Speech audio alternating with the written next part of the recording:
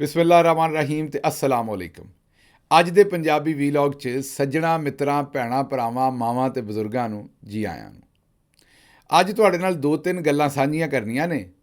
ਪਹਿਲੀ ਗੱਲ ਲਹਿੰਦੇ ਪੰਜਾਬ ਤੋਂ ਰੱਖਾਂਗੇ ਪਹਿਲੀ ਖਬਰ, ਤੇ ਦੂਜੀ ਗੱਲ ਤੇ ਦੂਜੀ ਖਬਰ ਜਿਹੜੀ ਉਹ ਚੜ੍ਹਦੇ ਪੰਜਾਬ ਤੋਂ ਰੱਖਾਂਗੇ। ਖਬਰਾਂ ਦੋਵੇਂ ਸੁਣੋਗੇ ਤੇ ਤੁਹਾਨੂੰ ਸਵਾਦ ਆਏਗਾ ਤੇ ਪਤਾ ਲੱਗੇਗਾ ਵੀ ਪੰਜਾਬੀਆਂ 'ਚ ਫਰਕ ਕੋਈ ਨਹੀਂ, ਭਾਵੇਂ ਚੜ੍ਹਦੇ ਪਾਸੇ ਹੋਣ ਤੇ ਭਾਵੇਂ ਲਹਿੰਦੇ ਪਾਸੇ ਹੋਣ, ਕੰਮ ਇਹਨਾਂ ਇੱਕੋ ਜਿਹਾ ਹੀ ਪਾਇਆ ਹੈ। ਤੇ ਨਾਲ ਕੁਝ ਤੁਹਾਡੇ ਸਾਹਮਣੇ ਤੁਹਾਡੀ ਫੀਡਬੈਕ ਰੱਖਾਂਗੇ, ਜਿਹੜੀਆਂ ਗੱਲਾਂ, ਜਿਹੜੀਆਂ ਚਿੱਠੀਆਂ, ਖਤ, ਕਮੈਂਟਸ ਤੁਸੀਂ ਸਾਨੂੰ ਘੱਲੇ ਨੇ, ਤੁਸੀਂ ਕੀ ਆਖਦੇ ਹੋ, ਇਹ ਤੁਹਾਡੇ ਨਾਲ ਸ਼ੇਅਰ ਕਰਾਂਗੇ। ਬਾਰਡਰੋਂ ਪਾਰ ਚੜ੍ਹਦੇ ਪੰਜਾਬ ਵਾਲੇ ਪਾਸਿਓਂ ਵੀ ਕੋਈ ਫੀਡਬੈਕ ਆਈ ਹੈ। ਅਸੀਂ ਤੁਹਾਨੂੰ ਪਤਾ ਸਨੀ ਦਿਓਲ ਪਹਿਲਵਾਨ ਦੇ ਉੱਤੇ ਇੱਕ ਵੀਲਾਗ ਕੀਤਾ ਸੀ, ਉਹਦੇ ਬਾਰੇ ਕਾਫੀ ਸਾਰੀ ਫੀਡਬੈਕ ਆਈ ਹੈ ਤੇ ਉਹ ਵੀ ਤੁਹਾਨੂੰ ਦੇਵਾਂਗੇ। ਹੁਣ ਆਉਂਦੇ ਅਸੀਂ ਅੱਜ ਦੀ ਪਹਿਲੀ ਗੱਲ ਵਾਲੇ ਪਾਸੇ, ਪਹਿਲੀ ਖਬਰ ਵਾਲੇ ਪਾਸੇ। ਕੱਲ੍ਹ ਦੀ ਖਬਰ ਇਹ ਹੈ ਜੀ ਕਿ ਜਿਹੜੀ ਮੋਟਰਵੇ ਹੈ ਆਪਣੇ ਲਹਿੰਦੇ ਪੰਜਾਬ 'ਚ, ਤੇ ਲਹਿੰਦੇ ਪੰਜਾਬ 'ਚੋਂ ਵੜ ਜਾਂਦੀ ਹੈ ਸਿੰਧ ਦੇ ਵਿੱਚ ਤੇ ਕਰਾਚੀ ਅੱਪੜਦੀ ਹੈ, ਤੇ ਕਰਾਚੀ ਤੋਂ ਲਾਹੌਰ ਦਾ ਜਿਹੜਾ ਰਾਬਤਾ ਹੈ ਉਹ ਮੋਟਰਵੇ ਦਾ, ਇਹ ਜਿਹੜਾ M5 ਇਹਨੂੰ ਆਖਦੇ ਨੇ, ਇਸ ਮੋਟਰਵੇ ਦਾ ਨਾਂ ਹੈ, ਇਹਦਾ ਜਿਹੜਾ ਹਿੱਸਾ ਹੈ ਉਹਦੇ ਉੱਤੇ ਕੱਚੇ ਦੇ ਡਾਕੂਆਂ ਨੇ ਕਬਜ਼ਾ ਕਰ ਲਿਆ। ਆਹੋ, ਇਹ ਕੱਚੇ ਦੇ ਡਾਕੂਆਂ ਦਾ ਜਿਹੜਾ ਕਜ਼ੀਆ ਹੈ ਵੈਸੇ ਤਾਂ ਪਿਛਲੇ ਸਾਲ ਡੇਢ ਸਾਲ ਤੋਂ ਚੱਲਣ ਡਿਆ ਹੈ, ਪਰ ਪਿਛਲੇ ਮਹੀਨੇ ਦੋ ਮਹੀਨੇ ਤੋਂ ਇਹਨਾਂ ਫੰਡ ਕੱਢ ਕੇ ਰੱਖ ਦਿੱਤੀ ਹਰ ਸ਼ਹਿਰ ਦੀ।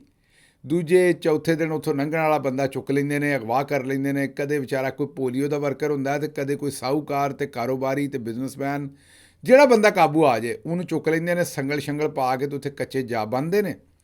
ਫਿਰ ਪਿਛਲੇ ਦਿਨਾਂ 'ਚ ਤੁਸੀਂ ਵੀਡੀਓ ਫਿਲਮਾਂ ਵੀ ਵੇਖੀਆਂ ਸਨ, ਵੀਡੀਓ ਜਾਰੀ ਕੀਤੀਆਂ ਸਨ ਉਹਨਾਂ ਨੇ, ਜਿੱਥੇ ਉਹ ਬਰਾਏ ਰਾਸਤ ਹੀ ਸਿੱਧੀਆਂ ਹੀ ਗੋਲੀਆਂ ਮਾਰਨ ਡਏ ਨੇ ਲੋਕਾਂ ਨੂੰ, ਤੇ ਪੈਗਾਮ ਭੇਜਣ ਡਏ ਨੇ ਵੀ ਜਿਹੜੇ ਬਚ ਗਏ ਨੇ ਇਹਨਾਂ ਨੂੰ ਮਾਰ ਦੇਣਾ। ਲੱਤਾਂ 'ਚ ਗੋਲੀਆਂ ਮਾਰਨ ਡਏ ਨੇ, ਸਿਰਾਂ 'ਚ ਗੋਲੀਆਂ ਮਾਰ ਕੇ ਕਤਲ ਕਰਨ ਡਏ ਨੇ, ਤੇ ਉਹਦੀ ਵੀਡੀਓ ਵੀ ਜਾਰੀ ਕਰਨ ਡਏ ਨੇ।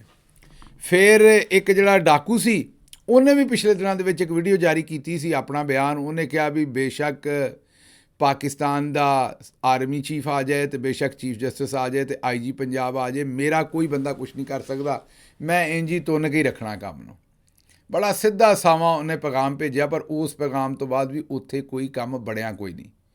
ਕੱਲ੍ਹ ਪਰਸੋਂ ਮੁਰਾਦ ਅਲੀ ਸ਼ਾਹ ਸਾਹਿਬ ਜਿਹੜੇ ਸਿੰਧ ਦੇ ਚੀਫ ਮਿਨਿਸਟਰ ਨੇ ਤੇ ਮੁੱਖ ਮੰਤਰੀ ਸਾਹਿਬ ਨੇ ਉੱਥੋਂ ਦੇ, ਉਹਨਾਂ ਨੇ ਇਹ ਦੱਸਿਆ ਕਿ ਜਨਾਬੇ ਵਾਲੀ ਇਹ ਸਾਡੀ ਸਮਝ ਤੋਂ ਬਾਹਰ ਹੈ ਕਿ ਮਿਲਟਰੀ ਗ੍ਰੇਡ ਦਾ ਅਸਲਾ ਇਹਨਾਂ ਦੇ ਕੋਲ ਕਿੱਥੋਂ ਆ ਜਾਂਦਾ ਹੈ। ਇਹ ਉਹ ਚੀਫ ਮਿਨਿਸਟਰ ਆਖਣ ਡਿਆ ਜਿਹੜਾ 3-4 ਵਾਰੀਆਂ ਲੈ ਚੁੱਕਿਆ ਚੀਫ ਮਿਨਿਸਟਰ ਦੀ, ਤੇ ਉਹਨੂੰ ਪਤਾ ਕੋਈ ਨਹੀਂ ਵੀ ਕੱਚੇ ਦੇ ਡਾਕੂਆਂ ਕੋਲ ਅਸਲਾ ਆਉਂਦਾ ਕਿੱਥੋਂ ਹੈ। ਬਹਰਹਾਲ ਗੱਲ ਹੁਣ ਮੁੱਕਦੀ ਮੁਕਾਤੀ ਹੈ। ਮੋਟਰਵੇ ਉਹਨਾਂ ਆਖਿਆ ਜੀ ਕਿ ਆਸਾਨ ਹੱਲ ਇਹ ਹੈ ਵੀ ਕੱਚੇ ਦੇ ਡਾਕੂਆਂ ਦੇ ਖਿਲਾਫ ਆਪਰੇਸ਼ਨ ਕਰਾਂਗੇ ਤੇ ਅੱਗੋਂ ਉਹ ਧੂਣੀ ਦੇਣਗੇ, ਮਤਲਬ ਕੋਈ ਗੋਲੀ ਛੋਲੀ ਚਲਾਉਣਗੇ। ਗੋਲੀਆਂ ਤੱਤੀਆਂ ਹੁੰਦੀਆਂ ਨੇ, ਤੁਹਾਨੂੰ ਪਤਾ, ਸੇਕ ਨਿਕਲਦਾ ਉਹਨਾਂ 'ਚੋਂ, ਤੇ ਪੀੜ ਵੀ ਬੜੀ ਹੁੰਦੀ ਹੈ ਜੇ ਵੱਜੇ ਤੇ, ਦੱਸਣ ਵਾਲਿਆਂ ਨੇ ਦੱਸਿਆ। ਉਹਨਾਂ ਆਖਿਆ ਕੰਮ ਸੌਖਾ ਕਰੋ, ਐਵੇਂ ਹੀ ਜਾ ਕੇ ਕੱਚੇ ਦੇ ਡਾਕੂਆਂ ਨੂੰ ਮਿਲਾਂਗੇ, ਫੜਾਂਗੇ, ਭੱਜਾਂਗੇ, ਦੌੜਾਂਗੇ, ਤੇ ਉਲਟਾ ਫਿਰ ਸਾਨੂੰ ਅਗਵਾ ਕਰ ਲੈਣਗੇ ਤੇ ਲਿੱਤਰ ਪੌਲਾ ਸਾਡਾ ਕਰਨਗੇ। ਆਸਾਨ ਕੰਮ ਇਹ ਹੈ ਕਿ 7 ਵਜੇ ਸ਼ਾਮ ਤੋਂ ਲੈ ਕੇ ਤੇ ਸਵੇਰ 7 ਵਜੇ ਤੱਕ, ਸਰਗੀ ਵੇਲੇ ਤੋਂ ਵੀ ਬਾਅਦ ਤੱਕ, ਉਹ ਜਿਹੜਾ ਮੋਟਰਵੇ ਬੰਦ ਕਰ ਦਿਓ। ਤੇ ਉਹਨਾਂ ਹੁਣ M5 ਜਿਹੜੀ ਹੈ ਨਾ ਜੀ, ਉਹ ਜਿਹੜਾ ਹਿੱਸਾ ਕੱਚੇ ਵਾਲਾ ਨਾ, ਉੱਥੇ ਸ਼ਾਮੀ 7 ਵਜੇ ਤੋਂ ਸਵੇਰ 7 ਵਜੇ ਤੱਕ ਬੰਦ ਕਰ ਛੜੀ। ਹੁਣ ਦੱਸੋ ਇਹ ਤੋਂ ਵੱਡੀ ਕੋਈ ਨਮੋਸ਼ੀ ਹੋ ਸਕਦੀ ਹੈ, ਕੋਈ ਬਦਨਾਮੀ ਹੋ ਸਕਦੀ ਹੈ ਕਿ ਐਡੇ ਵੱਡੇ ਵੱਡੇ ਅਦਾਰੇ ਹੋਣ, ਐਡੀਆਂ ਵੱਡੀਆਂ ਵੱਡੀਆਂ ਫੋਰਸਾਂ ਹੋਣ, ਤੇ ਉਹਨਾਂ ਤੋਂ ਬਾਅਦ 7 ਵਜੇ ਤੋਂ ਸਵੇਰ 7 ਵਜੇ ਤੱਕ ਡਾਕੂਆਂ ਨਾਕਾ ਲਾਇਆ ਹੋਵੇ, ਮਤਲਬ ਕਿ ਕੱਚੇ ਦੇ ਡਾਕੂ ਆਪਣੇ ਬੰਬੇ ਬੁਲਾਉਂਦੇ ਫਿਰਨ ਉੱਥੇ, ਤੇ ਕੋਈ ਬੰਦਾ ਉੱਥੋਂ ਲੰਘ ਨਾ ਸਕੇ। ਇਸ ਤੋਂ ਵੱਡੀ ਸ਼ਰਮ ਦੀ ਗੱਲ ਤਾਂ ਹੈ ਨਹੀਂ। ਹੁਣ ਚੰਦ ਦਿਨ ਪਹਿਲਾਂ ਸਾਨੂੰ ਇੱਕ ਟਾਊਟ ਦੱਸਣ ਡਿਆ ਸੀ ਵੀ ਸਾਡੀ ਅਦਲੀਆ ਦਾ ਨੰਬਰ 137ਵਾਂ ਹੈ, ਤੇ साड़ी ਜਿਹੜੀ ਸਾਡੇ ਕੋਲ ਜਿਹੜੀ फोर्स है ਉਹਦਾ नंबर 5वां। अब मैं बात करूं जो इनको बड़ी तकलीफ होती है ना, कहीं लगता है तुम टाउट हो, तो हकीकत है कि दुनिया ने नंबर दिया है इनको 137। अदलिया को, हमारी अदलिया को दुनिया देती है, रैंकिंग देती है 137, और दुनिया देती है जो हमारी आर्मी है उसका नंबर देती है नंबर 6। ये वर्ल्ड रैंकिंग है, ये मेरी रैंकिंग नहीं है। ਉਹ ਭਾਈ ਸਹਿਜ 5ਵਾਂ ਹੈ, ਨੰਬਰ ਸਾਡਾ 5ਵਾਂ ਨਹੀਂ ਹੈ। ਇਹ ਵੈਸੇ ਤੇ ਜਨਾਬ ਦਾ ਬੂਥਾ ਵੀ ਬਹੁਤ ਵੱਡਾ ਹੈ, ਤੇ ਉਹਦੇ ਨਾਲ ਜ਼ਹਾਨਤ ਜ਼ਿਆਦਾ ਨਹੀਂ ਆ ਜਾਣੀ ਨਾ। ਬੂਥੇ ਵੱਡੇ ਦਾ ਦਿਮਾਗ ਨਾਲ ਕੋਈ ਲੈਣ ਦੇ ਨਹੀਂ, ਦਿਮਾਗ ਵਿੱਚ ਇੱਕੋ ਜਿਹਾ ਹੀ ਹੁੰਦਾ ਹੈ। ਬਹਰਹਾਲ ਗੱਲ ਇਹ ਹੈ ਕਿ ਇਹ ਜੋ ਕੁਝ ਹੋ ਰਿਹਾ ਇਹ ਬਹੁਤ ਹੀ ਅਫਸੋਸਨਾਕ ਹੋ ਰਿਹਾ। ਲੋਕਾਂ ਦੀ ਸੋਚੋ, ਤੇ ਜਿਨ੍ਹਾਂ ਦੇ ਪਿਆਰੇ ਉੱਥੇ ਮਾਰ ਦਿੱਤੇ ਗਏ ਨੇ, ਗੋਲੀਆਂ ਮਾਰੀਆਂ, ਤਵਾਨ ਮੰਗੇ ਨੇ 2-2, 10-10, 5-5 ਕਰੋੜ, ਜਿੰਨਾ ਉਹਨਾਂ ਦੇ ਮੂੰਹ 'ਚੋਂ ਨਿਕਲ ਜਾਏ। ਕਿਹੜਾ ਕੋਈ ਪੁੱਛਣ ਵਾਲਾ ਜਾਂ ਉੱਥੇ ਕੋਈ ਰੇਟ ਕੱਢਣ ਵਾਲਾ ਹੈ? ਜਿਹੜਾ ਮੂੰਹ ਡਾਕੂ ਸਾਹਿਬ ਦੇ ਮੂੰਹ 'ਚੋਂ ਜਿਹੜੀ ਗੱਲ ਨਿਕਲ ਆਏ ਤੇ ਉਹ ਲੋਕਾਂ ਨੂੰ ਦੇਣਾ ਪੈਣਾ। ਨਹੀਂ ਦਿੰਦੇ ਤੇ ਉਹਨਾਂ ਦੇ ਪਿਆਰਿਆਂ ਦੇ ਉੱਤੇ ਗੋਲੀਆਂ ਮਾਰਦੇ ਨੇ। ਪਿਛਲੇ ਦਿਨਾਂ 'ਚ ਵੀਡੀਓ ਤੁਸੀਂ ਵੇਖ ਲਈ, ਇੱਥੇ ਅਸੀਂ ਵਿਖਾ ਨਹੀਂ ਸਕਦੇ, YouTube ਵਿਖਾਉਣ ਨਹੀਂ ਦਿੰਦਾ, ਇਹੋ ਜਿਹੀਆਂ ਵੀਡੀਓ ਆਉਂਦੇ ਨੇ, ਖੂਨ ਖਰਾਬਾ ਨਾ ਵਿਖਾਓ। ਤੇ ਬਹਰਹਾਲ ਅਫਸੋਸ ਦੀ ਗੱਲ ਹੈ, ਸਾਨੂੰ ਤਾਂ ਬੜਾ ਹੀ ਅਫਸੋਸ ਹੈ। ਤੇ ਲੇਕਿਨ ਫਿਰ ਦੂਜੇ ਪਾਸੇ ਸੋਚਦੇ ਹਾਂ ਵੀ ਕਿਉਂਕਿ ਸਾਡੇ ਅਦਾਰੇ ਸਾਰੇ ਮਸਰੂਫ ਨੇ ਬੜੇ ਸਾਰੇ। ਹੁਣ ਦੱਸੋ ਸਿਆਸਤ ਕਰਨ ਜਾਂ ਕੱਚੇ ਦੇ ਡਾਕੂਆਂ ਨਾਲ ਨਿਭਣ। ਹੁਣ ਜਦੋਂ ਅਸੀਂ ਸਿਆਸਤ ਜੂ ਕਰਨੀ ਹੈ ਤਾਂ ਫਿਰ ਕੱਚੇ ਦੇ ਡਾਕੂਆਂ ਨਾਲ ਤੇ ਕੋਈ ਹੋਰ ਹੀ ਨਿਬੜੇਗਾ ਨਾ। ਅਸੀਂ ਹੁਣ ਵੇਖੋ ਵੀ ਜੱਜਾਂ ਦੇ ਕਮਰਿਆਂ 'ਚ ਵੀ ਕੈਮਰੇ ਲਾਉਣੇ ਨੇ, ਬੈੱਡਰੂਮਾਂ 'ਚ ਵੀ ਕੈਮਰੇ ਲਾਉਣੇ ਨੇ, ਉਹਨਾਂ ਦੇ ਗੁਸਲਖਾਨਿਆਂ 'ਚ ਵੀ ਕੈਮਰੇ ਲਾਉਣੇ ਨੇ, ਉਹਨਾਂ ਦੀਆਂ ਬੁੱਢੀਆਂ ਦੀਆਂ ਫਿਲਮਾਂ ਵੀ ਬਣਾਉਣੀਆਂ। ਕੱਚਿਆਂ ਦੇ ਡਾਕੂਆਂ ਨੂੰ ਕੌਣ ਚੁੱਕੇ ਜਦੋਂ ਸਾਡੇ ਕੋਲ ਐਡੀ ਮਸਰੂਫੀਅਤ ਹੈ। ਫਿਰ ਇਹ ਵੀ ਸੋਚੋ ਵੀ ਅਸੀਂ ਜੱਜਾਂ ਦੇ ਕਿਸੇ ਦਮਾਦ ਨੂੰ ਚੁੱਕਣਾ, ਬੈਨੋਈ ਨੂੰ ਚੁੱਕਣਾ, ਪੁੱਤਰ ਨੂੰ ਚੁੱਕਣਾ, ਸਾਲੇ ਨੂੰ ਚੁੱਕਣਾ, ਵੀ ਸਾਰਿਆਂ ਦੇ ਉੱਤੇ ਤਾਂ ਸਾਨੂੰ ਤਵੱਜੋ ਰੱਖਣੀ ਪੈਣੀ ਵੀ ਜੱਜ ਜਿਹੜਾ ਕਿਤੇ ਕੋਈ ਫੈਸਲਾ ਨਾ ਕਰਦੇ ਸਾਡੇ ਮਕਸਦ ਦੇ ਖਿਲਾਫ, ਕੋਈ ਇਨਸਾਫ ਨਾ ਕਿਸੇ ਨੂੰ ਫਰਾਹਮ ਕਰਦੇ, ਇਨਸਾਫ ਨਾ ਕਿਸੇ ਦੇ ਹੱਥੀਂ ਦੇ ਦੇ। ਅਤੇ ਜੱਜ ਨੂੰ ਕੰਟਰੋਲ ਕਰਨ ਵਾਸਤੇ ਉਹਦੇ ਪੂਰੇ ਟੱਬਰ ਨੂੰ ਅਗਲੇ ਪਿਛਲੇ ਮਤਲਬ ਉੱਥੇ ਕੋਇਟਾ ਵੀ ਅੱਪੜ ਜਾਣਾ। ਉੱਥੇ ਇੱਕ ਜੱਜ ਸਾਹਿਬ ਦੱਸਦੇ ਨੇ ਵੀ ਮੇਰੇ ਜਿਹੜੇ ਸਾਕ ਸਨ ਉੱਥੇ ਰਿਸ਼ਤੇਦਾਰ ਸਨ, ਉਹਨਾਂ ਨੂੰ ਇਹ ਆਖਿਆ ਵੀ ਤੁਹਾਡੇ 'ਤੇ ਟੈਕਸ ਦੇ ਮੁਕੱਦਮੇ ਖੋਲ੍ਹ ਦੇਣੇ ਜੱਜ ਸਾਹਿਬ ਸਾਨੂੰ ਨਾ ਮਿਲੇ। ਤੇ ਹੁਣ ਐਡਾ ਜਿਹੜਾ ਪੈਂਡਾ ਪੁੱਟਣਾ ਅਸੀਂ ਹਰ ਜੱਜ ਦੇ ਉੱਤੇ, ਹਰ ਪੁਲਿਸ ਵਾਲੇ ਦੇ ਉੱਤੇ, ਹਰ ਬਿਊਰੋਕਰੇਟ ਦੇ ਉੱਤੇ, ਵੀ ਹਰ ਥਾਂ 'ਤੇ ਅਸੀਂ ਨਜ਼ਰ ਰੱਖੀ ਤੇ ਡਾਕੂਆਂ ਤੋਂ ਨਜ਼ਰ ਤੇ ਹਟ ਹੀ ਜਾਣੀ ਨਾ ਥੋੜ੍ਹੀ ਜਿਹੀ। ਅਤੇ ਤੁਸੀਂ ਵੀ ਸਾਡੇ ਵਰਗੇ ਬੰਦੇ ਵੀ ਬੜੇ ਬਾਂਦਰ ਨੇ, ਬਸ ਐਵੇਂ ਚੜ੍ਹਾਈ ਕਰੀ ਰੱਖਦੇ ਨੇ ਵੀ ਇੰਨਾ ਕੁਝ ਜੋ ਕੁੰਜਿਆ ਹੈ। ਜੇ ਕੱਚੇ ਦੇ ਡਾਕੂ ਨਾ ਕੁੰਜੇ ਗਏ ਤਾਂ ਕੀ ਐਡਾ ਕੋਈ ਰੌਲਾ ਹੈ। ਅਤੇ ਮੋਟਰਵੇ ਨਾ ਖੁੱਲੀ ਰਾਤ ਨੂੰ, ਪਰ ਰਾਤ ਨੂੰ ਮਤਲਬ ਤੁਸੀਂ ਸਫ਼ਰ ਕਰਕੇ ਕੀ ਕਰਨਾ, ਬਸ ਟਿਕ ਜਾਓ। ਮਤਲਬ ਜਿਹੜੇ ਜਾਣ ਵਾਲੇ ਨੇ ਇੱਧਰੋਂ ਉਹ ਉੱਤੇ ਜਾ ਕੇ ਉੱਥੇ ਆਪਣਾ ਕੀ ਆਂਦੇ ਨੇ ਉਹਨੂੰ, ਮੇਰਾ ਖਿਆਲ ਹੈ ਕਿ ਆਖਰੀ ਹੁਣ ਮੈਨੂੰ ਚੇਤਾ ਨਹੀਂ ਵੀ ਉੱਥੇ ਕਿਹੜਾ ਸਟਾਪ ਆਉਂਦਾ। ਬਹਰਹਾਲ ਰਹੀਮ ਯਾਰ ਖਾਂ ਤੋਂ ਬਾਅਦ ਜਿਹੜਾ ਵੀ ਆਖਰੀ ਸਾਦਕਾਬਾਦ ਤੋਂ ਬਾਅਦ ਜਿਹੜਾ ਵੀ ਆਖਰੀ ਸਟਾਪ ਆਉਂਦਾ, ਉੱਚ ਸ਼ਰੀਫ ਆਉਂਦਾ ਮੇਰਾ ਖਿਆਲ, ਜਾਂ ਜਿਹੜਾ ਵੀ ਆਉਂਦਾ ਉੱਥੇ ਜਨਾਬ ਚੰਗਾ ਇੱਕ ਤਗੜਾ ਪੰਪ ਹੈ। ਵੈਸੇ ਮੈਂ ਵੇਖਿਆ ਗੋ ਪੈਟਰੋਲੀਅਮ ਵਾਲਿਆਂ ਦਾ ਚੰਗਾ ਤਗੜਾ ਸਾਫ ਸੁਥਰਾ ਪੰਪ ਹੈ ਉੱਥੇ। ਇੱਕ ਦੋ ਵਾਰੀ ਮੈਂ ਉੱਧਰ ਨੂੰ ਜਦੋਂ ਰਾਜਨਪੁਰ ਅਤੇ ਉਹਨਾਂ ਇਲਾਕਿਆਂ 'ਚ ਗਿਆ ਤਾਂ ਮੈਂ ਵੇਖਿਆ ਉੱਥੇ ਨਵੀਂ ਕੰਪਨੀ ਇੱਕ ਮੇਰਾ ਖਿਆਲ ਗੋ ਪੈਟਰੋਲੀਅਮ, ਉਹਨਾਂ ਦਾ ਪੰਪ ਉੱਥੇ ਲੱਗਾ ਹੈ ਅਤੇ ਚੰਗਾ ਤਗੜਾ ਹੈ। ਉੱਥੇ ਖਿਲਾਰੋ ਗੱਡੀਆਂ ਛੱਡੀਆਂ ਖਿਲਾਰਨ ਨੂੰ ਵੀ ਥਾਂ ਹੈਗਾ, ਉੱਥੇ ਖਾਣ ਪੀਣ ਨੂੰ ਵੀ ਮਾਲ ਹੋਏਗਾ, ਜ਼ਾਹਿਰੀ ਗੱਲ ਹੈ। ਅਤੇ ਉੱਥੇ ਆਪਣਾ ਰੈਸਟ ਕਰੋ ਸਵੇਰੇ 7 ਵਜੇ ਤੱਕ, ਅਤੇ ਸਵੇਰੇ 7 ਵਜੇ ਪਰਾਂ ਨਿਕਲ ਜਾਓ, ਕਿਹੜਾ ਤੁਹਾਨੂੰ ਕੋਈ ਪੁੱਛਣ ਵਾਲਾ ਭਾਈ। ਅਤੇ ਤੁਸੀਂ ਜਾ ਕੇ ਉੱਥੇ ਕਿਹੜਾ ਅੱਗ ਬੁਝਾਉਣੀ, ਸ਼ਹਿਰੀਆਂ ਦੇ ਕੋਲੋਂ ਪੁੱਛਣ ਵਾਲੇ ਵੀ ਕੋਈ ਨਹੀਂ ਖਲੋ ਜਾਓਗੇ ਰਾਤ ਸਾਰੀ, ਅਤੇ ਕਿਹੜਾ ਤੁਸੀਂ ਜਾ ਕੇ ਅੱਗ ਬੁਝਾਉਣੀ ਹੈ। ਇਹ ਹੀ ਹੁਣ ਸ਼ਹਿਰੀਆਂ ਨੂੰ ਹੀ ਅਸੀਂ ਆਖਣਾ, ਹੋਰ ਆਪਣਾ ਕੰਮ ਤਾਂ ਅਸੀਂ ਸਿੱਧਾ ਕਰਨਾ ਨਹੀਂ। ਅੱਛਾ ਜੀ, ਦੂਸਰੀ ਖਬਰ ਜਿਹੜੀ ਹੈ ਨਾ ਉਹ ਤੁਹਾਡੇ ਸਾਹਮਣੇ ਰੱਖਣੀ ਹੈ ਅਸੀਂ ਚੜ੍ਹਦੇ ਪੰਜਾਬ ਤੋਂ।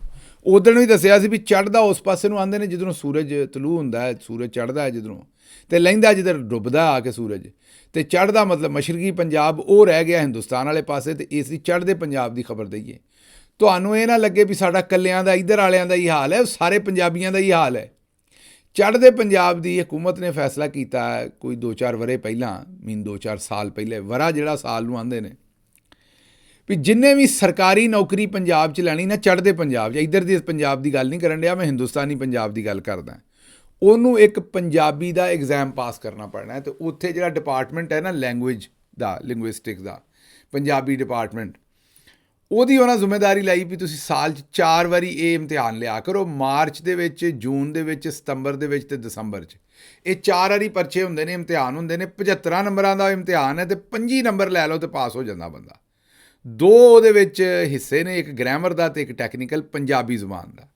ਇਹ ਸਰਕਾਰ ਨੇ ਕਾਨੂੰਨ ਬਣਾਇਆ ਕਿ ਜਨਾਬੇ ਵਾਲੀ ਜੇ ਤੁਸੀਂ ਲੈਣੀ ਹੈ ਨਾ ਨੌਕਰੀ ਪੰਜਾਬ ਹਕੂਮਤ ਦੀ, ਅਤੇ ਤੁਹਾਨੂੰ ਇਹ ਪੰਜਾਬੀ ਐਗਜ਼ਾਮ ਪਾਸ ਕਰਨਾ ਪੈਣਾ, ਇਮਤਿਹਾਨ ਪਾਸ ਕਰਨਾ ਪੈਣਾ। ਗੱਲ ਵੀ ਸਮਝ ਆਉਂਦੀ ਹੈ ਵੀ ਜੇ ਪੰਜਾਬ ਦੇ ਵਿੱਚ ਜੋ ਨੌਕਰੀ ਕਰਨੀ ਹੈ ਤਾਂ ਹੁਣ ਪਿੰਡਾਂ ਦੇ ਵਿੱਚ ਤਾਂ ਪੰਜਾਬੀ ਬੋਲਣ ਵਾਲੇ ਬੰਦੇ ਹੋਣੇ ਨੇ, ਅਤੇ ਜੇ ਉੱਥੇ ਨੌਕਰੀ ਕਰਨ ਵਾਲੇ ਬੰਦੇ ਨੂੰ ਪੰਜਾਬੀ ਜ਼ੁਬਾਨ ਹੀ ਨਹੀਂ ਆਉਂਦੀ ਅਤੇ ਉਹ ਆਪਣੀ ਨੌਕਰੀ ਦੇ ਉੱਤੇ ਕੰਮ ਕਿਸ ਤਰ੍ਹਾਂ ਕਰੇਗਾ ਜਦੋਂ ਲੋਕਾਂ ਨਾਲ ਗੱਲ ਹੀ ਨਹੀਂ ਕਰ ਸਕੇਗਾ। ਅਤੇ ਗੱਲ ਤਾਂ ਚੰਗੀ ਹੈ, ਬੀਬਾ ਕੰਮ ਕੀਤਾ ਸੀ, ਜਿੰਨੇ ਵੀ ਕੀਤਾ ਸੀ। ਬਹਰਹਾਲ ਉਹ ਐਗਜ਼ਾਮ ਹੋਇਆ ਜੀ। ਹੁਣ ਜਿਹੜੀ ਅਸਲ ਤੁਹਾਨੂੰ ਗੱਲ ਦੱਸਦੇ ਹਾਂ, ਉਹ 'ਚੋਂ 90% ਬੰਦੇ ਫੇਲ ਹੋ ਗਏ। ਬੱਲੇ ਉਹ ਸ਼ੇਰ ਬੱਗੇ ਹੋ, ਬੱਲੇ ਬੱਲੇ ਬੱਲੇ। ਮੈਨੂੰ ਲੱਗਦਾ ਸੀ ਸਾਡੇ ਵਾਲੇ ਪਾਸੇ ਹੀ ਕੰਮ ਹੈ, ਤੁਸੀਂ ਸਾਡੇ ਤੋਂ ਵੀ ਗਾਹ ਨਿਕਲ ਗਏ ਹੋ। ਇਸ ਪਾਸੇ ਮੈਨੂੰ ਲੱਗਦਾ 50-60% ਨੇ ਹੋਣਾ ਸੀ, ਤੁਸੀਂ 90% ਨੂੰ ਮਤਲਬ ਚੁੱਕ ਕੇ ਰੱਖੋ ਕੰਮ ਨੂੰ ਪੁੱਤਰ, ਥੱਲੇ ਨਾ ਸੁੱਟਣਾ ਕੋਈ ਵੀ। ਇਹ ਪੰਜਾਬੀਆਂ ਨੇ ਆਪਣਾ ਸ਼ਿਮਲਾ ਐਵੇਂ ਉੱਚਾ ਕਰਨਾ। ਉਸ ਐਗਜ਼ਾਮ ਜ਼ਾਹਿਰ ਹੈ ਉੱਥੇ ਹੁਣ ਫਰਾਂਸ ਦੇ ਬੰਦਿਆਂ ਨੇ ਆ ਕੇ ਤਾਂ ਨਹੀਂ ਪਰਚੇ ਦਿੱਤੇ ਨਾ, ਇਮਤਿਹਾਨ ਦਿੱਤੇ ਪੰਜਾਬ ਦੀਆਂ ਨੌਕਰੀਆਂ ਵਾਸਤੇ। ਉੱਥੇ ਜਿਹੜੇ ਇਮਤਿਹਾਨ ਦਿੱਤੇ ਨੇ ਉਹ ਪੰਜਾਬੀਆਂ ਨੇ ਦਿੱਤੇ ਨੇ, ਚੜ੍ਹਦੇ ਪੰਜਾਬ ਦਿਆਂ ਨੇ। 90% ਫੇਲ ਹੋ ਗਏ, 25 ਨੰਬਰ ਵੀ ਨਹੀਂ ਲੈ ਸਕੇ। ਇੱਕ ਸ਼ੇਰ ਬੱਗੇ ਕੋਲੋਂ ਪੁੱਛਿਆ, ਉਹਦਾ ਮੇਰਾ ਖਿਆਲ ਉਹ ਰਹਿਣ ਵਾਲਾ ਸੀ ਤਰਨ ਤਾਰਨ ਦਾ, ਉਹਦੇ ਕੋਲੋਂ ਪੁੱਛਿਆ ਵੀ ਸ਼ੇਰ ਬੱਗਿਆ ਤੂੰ ਕਿਉਂ ਫੇਲ ਹੋ ਗਿਆ? ਉਹਨੇ ਕਿਹਾ ਵੇਖੋ ਮੈਂ ਇਕੱਲਾ ਤਾਂ ਨਹੀਂ ਹੋਇਆ ਨਾ। ਅੱਛੀ ਉਹ ਸ਼ੇਰ ਬੱਗਿਆ, ਉਹਨੇ ਕਿਹਾ ਵੇਖੋ ਮੈਂ ਇਕੱਲਾ ਤਾਂ ਨਹੀਂ ਹੋਇਆ, 90% ਜਿਹੜੇ ਨੇ ਫੇਲ ਹੋਏ ਨੇ। ਤੇ ਇਹ ਹੁਣ ਜਦੋਂ 90% ਹੋਏ ਨੇ ਤੇ ਇਹਦਾ ਮਤਲਬ ਹੈ ਇਹ ਇਮਤਿਹਾਨ 'ਚ ਹੀ ਕਸੂਰ ਸੀ। ਵਾਹ ਬਈ ਵਾਹ ਵਾਹ ਵਾਹ ਵਾਹ, ਸ਼ੇਰ ਵਗਿਆ। ਇਵੇਂ ਕੰਮ ਹੈ ਪੰਜਾਬੀਆਂ ਦਾ, ਇਹ ਵੀ ਕੰਮ ਹੈ। ਸਾਈਕਲ ਤੋਂ ਡਿੱਗ ਪੈਣ ਨਾ ਤੇ ਸਾਈਕਲ ਨੂੰ ਪੈਰ ਮਾਰਦੇ ਨੇ ਜ਼ੋਰ ਜ਼ੋਰ ਵੀ ਇਹਦੇ 'ਚ ਕਸੂਰ ਸੀ। ਸਮਝਦੇ ਹੋ ਨਾ ਗੱਲ? ਕਹਿਣ ਦਾ ਮਤਲਬ ਪੁੱਤਰ ਪੜ੍ਹ ਲੈਂਦਾ ਤੇ ਨਾ ਹੁੰਦਾ ਫੇਲ। 90% ਪੰਜਾਬੀ ਜਿਹੜੇ ਨਾ, ਮਤਲਬ ਜੇ 100 ਬੰਦੇ ਐਗਜ਼ਾਮ ਦਿੱਤਾ ਤੇ ਉਹ 'ਚੋਂ ਸਿਰਫ 10 ਬੰਦੇ ਪਾਸ ਹੋਏ, 90 ਫੇਲ ਹੋ ਗਏ। ਇਹ ਹਾਲ ਜੇ ਉਸ ਪਾਸੇ ਦਾ। ਐਵੇਂ ਕਦੇ ਕਦੇ ਪਰੇਸ਼ਾਨ ਹੁੰਦੇ ਹੋ ਵੀ ਪਤਾ ਨਹੀਂ ਇਸੇ ਪਾਸੇ ਦਾ ਇਹ ਹਾਲ ਹੈ। ਅੱਛਾ ਜੀ, ਪ੍ਰੋਫੈਸਰ ਸਾਹਿਬ ਸੁਖਵਿੰਦਰ ਸਿੰਘ ਉਹਨਾਂ ਨੇ ਇੱਕ ਬੜੀ ਸਵਾਦੀ ਗੱਲ ਕੀਤੀ ਇਹਦੇ 'ਤੇ। ਉੱਧਰ ਚੜ੍ਹਦੇ ਪੰਜਾਬ ਦੇ ਹੀ ਉਹ ਪੰਜਾਬੀ ਦੇ ਪ੍ਰੋਫੈਸਰ ਨੇ, ਰਾਈਟਰ ਨੇ, ਪੰਜਾਬ ਯੂਨੀਵਰਸਿਟੀ 'ਚ ਪ੍ਰੋਫੈਸਰ ਰਹੇ ਨੇ। ਸੁਖਵਿੰਦਰ ਸਿੰਘ ਸਾਹਿਬ ਨੇ ਆਖਿਆ ਹੈ ਕਿ ਬਈ ਇਹ ਜਿਹੜੀ ਫੇਲ ਹੋਏ ਨਾ, ਇਹ 90% ਬੰਦੇ ਜਿਹੜੇ ਫੇਲ ਹੋਏ ਨੇ, ਇਹਦੇ 'ਚ ਕਸੂਰ ਸਕੂਲਾਂ ਦਾ ਵੀ ਹੈ ਤੇ ਘਰ ਵਾਲਿਆਂ ਦਾ ਵੀ ਹੈ, ਜਿਨ੍ਹਾਂ ਇਹਨਾਂ ਨੂੰ ਪੰਜਾਬੀ ਨਹੀਂ ਪੜ੍ਹਾਈ। ਬੇਸਿਕ ਪੰਜਾਬੀ, ਬੇਸਿਕ ਜਿਹਾ ਐਗਜ਼ਾਮ ਇਮਤਿਹਾਨ ਹੈ, ਪਾਸ ਨਹੀਂ ਕਰ ਸਕਦੇ। ਅਤੇ ਜਿਹੜੇ ਐਗਜ਼ਾਮ ਲੈਣ ਵਾਲਾ ਡਿਪਾਰਟਮੈਂਟ ਹੈ ਨਾ, ਉੱਥੋਂ ਜਿਹੜੀ ਕੁੜੀ ਹਰਪ੍ਰੀਤ ਕੌਰ ਹੈ, ਉਹਦੇ ਕੋਲੋਂ ਅਖਬਾਰ ਨਵੀਸ ਹਿੰਦੁਸਤਾਨ ਟਾਈਮ ਵਾਲਿਆਂ ਨੇ ਪੁੱਛਿਆ ਵੀ ਇੰਨੇ ਬੰਦੇ ਕਿਉਂ ਫੇਲ ਹੋ ਗਏ ਨੇ। ਅਤੇ ਉਹ ਹਰਪ੍ਰੀਤ ਕੌਰ ਨੇ ਆਖਿਆ ਕਿ ਬਈ ਅਸੀਂ ਜਾਣ ਕੇ ਨਹੀਂ ਫੇਲ ਕੀਤੇ, ਲਿਖਣੀ ਨਹੀਂ ਆਉਂਦੀ ਉਹਨਾਂ ਨੂੰ ਪੰਜਾਬੀ, ਕਿਸੇ ਦੇ ਸਪੈਲਿੰਗ ਗਲਤ ਨੇ, ਕਿਸੇ ਦਾ ਹੋਰ ਗਲਤ ਹੈ, ਉਹਨਾਂ ਨੂੰ ਲਿਖਣੀ ਨਹੀਂ ਆਉਂਦੀ। ਐਗਜ਼ਾਮ ਬੜਾ ਸੌਖਾ ਸੀ, ਅਸੀਂ ਪੂਰੀ ਕੋਸ਼ਿਸ਼ ਕੀਤੀ ਹੈ ਪਾਸ ਹੋਣ, ਪਰ ਹੋਏ ਨਹੀਂ। ਬਹਰਹਾਲ ਚਲੋ ਜਿਹੜੇ ਵੀ ਹੈ ਮਾਰਚ ਦੇ ਵਿੱਚ ਪਾਸ ਹੋਏ ਨੇ, ਮੰਗਲ ਵਾਲੇ ਦਿਨ ਨਤੀਜਾ ਆਇਆ। ਉਹਨਾਂ ਸਾਰਿਆਂ ਸ਼ੇਰ ਬੱਗਿਆਂ ਨੂੰ ਸਾਡਾ ਪੈਗਾਮ ਇਹੀ ਹੈ ਵੀ ਹੁਣ ਤਿਆਰੀ ਕਰੋ, ਜੂਨ ਦੇ ਵਿੱਚ ਫੇਰ ਐਗਜ਼ਾਮ ਹੈ, ਦਿਓ ਤੇ ਆਪਣੀ ਨੌਕਰੀ ਲਾਓ। ਕਿਉਂ ਮਾਂ ਪਿਓ ਦੀਆਂ ਰੋਟੀਆਂ 'ਤੇ ਬੈਠੇ ਹੋ ਬੇਸ਼ਰਮੋ ਅਤੇ ਪੰਜਾਬੀ ਦਾ ਐਗਜ਼ਾਮ ਵੀ ਪਾਸ ਨਹੀਂ ਕਰ ਸਕਦੇ? ਕੁਝ ਹਯਾ ਨੂੰ ਹੱਥ ਮਾਰੋ। ਅੱਛਾ ਜੀ, ਅਗਲੀ ਜਿਹੜੀ ਖਬਰ ਹੈ ਜਾਂ ਗੱਲ ਹੈ, ਉਹ ਤੁਹਾਡੇ ਖੱਤ ਨੇ, ਪੱਤਰ ਨੇ ਸਾਡੇ ਨਾਂ 'ਤੇ। ਮਤਲਬ ਕਿ ਹੁਣ ਖੱਤ ਪੱਤਰ ਵੀ ਤੇ YouTube ਦੇ ਉੱਤੇ ਇੰਝ ਹੀ ਆਉਣੇ ਨੇ, ਕਮੈਂਟਸ ਦੀ ਸ਼ਕਲ 'ਚ ਹੀ ਆਉਣੇ ਨੇ। ਇਹ ਅਸੀਂ ਭਲਵਾਨ ਸਨੀ ਦਿਓਲ ਦੇ ਉੱਤੇ ਇੱਕ ਵੀਲਾਗ ਕੀਤਾ ਸੀ, ਜਿਹੜਾ ਗੁਰਦਾਸਪੁਰ ਤੋਂ ਉਹ ਜਿੱਤਿਆ ਸੀ ਅਤੇ ਉਸ ਤੋਂ ਬਾਅਦ ਗਾਇਬ ਹੋ ਗਿਆ ਸੀ।